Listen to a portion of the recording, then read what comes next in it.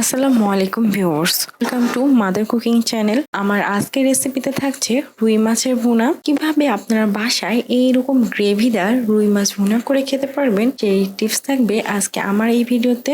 আর এই রুই মাছ ভুনায় কোন মশলাটা বা কোন উপকরণটা ব্যবহার করলে বা এই গ্রেভির স্বাদটা অনেকটাই ভালো আসবে সেই টিপস থাকবে আজকে আমার এই ভিডিওতে।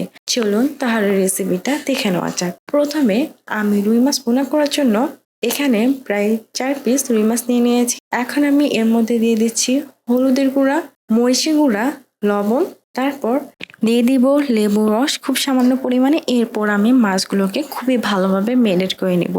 মাছগুলো খুব ভালোভাবে ম্যারিনেট করা হয়ে গেলে এগুলোকে আমি রেস্টে রেখে দিব। এখন আমি রুই মাছ ভুনা করার জন্য মশলা তৈরি করে নিব। তার জন্য আমি একটা মিক্সচার নিয়ে নিয়েছি। এর মধ্যে দিয়ে দিচ্ছি সরিষা 2 চা চামচ। আর এই সরিষাটা দেওয়ার কারণে এর ভুনাটা থেকে খুব সুন্দর একটা স্মেল পাওয়া যাবে এবং এই ভুনাটা রুই মাছের ভুনার গ্রেভিটা খেতে খুবই ভালো লাগবে। এখন দিয়ে দিচ্ছি রসুনের কোয়া প্রায় 1 টেবিল চামচের মতো, দিয়ে দিচ্ছি আদা 1 টুকরা, দিয়ে দিচ্ছি পানি। তারপর আমি এগুলোকে খুবই ভালোভাবে ব্লেন্ড করে নিব। আমি বেশ কিছুক্ষণ সময় ধরে এগুলোকে খুব ভালোভাবে ব্লেন্ড করে নিয়েছি। এখন আমি চুলার উপর একটি কড়াই বসিয়ে দিব।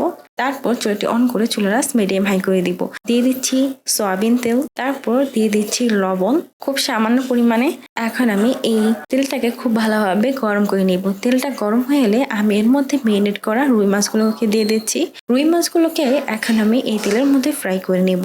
আর রুই মাছগুলোর এক সাইড ভালোভাবে ফ্রাই হয়ে গেলে আমি রুই মাছগুলোকে উল্টিয়ে দিচ্ছি। তারপর রুই মাছের এপাশ ওপাশ ভালোভাবে ফ্রাই হয়ে গেলে আমি এই মাছগুলোকে কড়াই থেকে উঠিয়ে নিচ্ছি। কড়াইয়ে থাকা অবশিষ্ট তেলের মধ্যে দিয়ে দিচ্ছি পেঁয়াজ কুচি 1/2 কাপ। এখন আমি এই পেঁয়াজগুলোকে ফ্রাই করে নিব। আর পেঁয়াজগুলো যাতে তাড়াতাড়ি ফ্রাই হয় তার জন্য দিয়ে দিচ্ছি লবণ খুবই সামান্য পরিমাণে। এখন আমি এই পেঁয়াজগুলোকে ফ্রাই করে নেব। আমি বেশ কিছুক্ষণ সময় ধরে এই পেঁয়াজগুলোকে ফ্রাই করে নিয়েছি। আর এই সময় পেঁয়াজগুলোর মধ্যে হালকা ব্রাউন কালার চলে এসেছে। এই পর্যায়ে আমি দিয়ে দিব হলুদের গুঁড়া 1 চা চামচ,